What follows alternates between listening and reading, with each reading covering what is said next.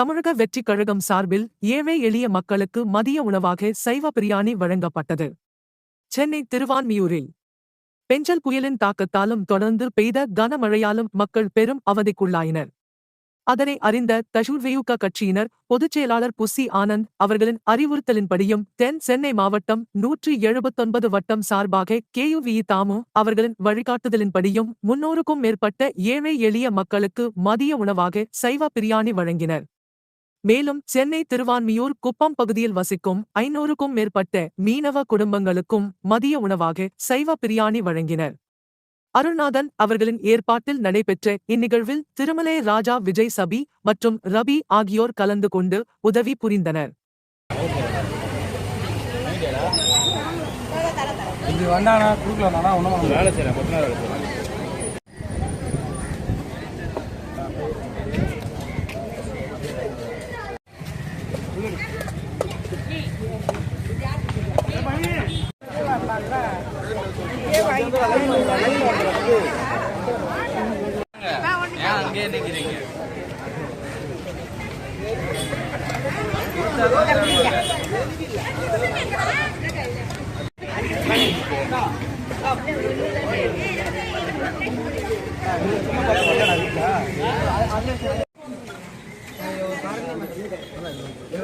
அங்க நின்னவெல்லாம் வாங்கிட்டு வரோம்.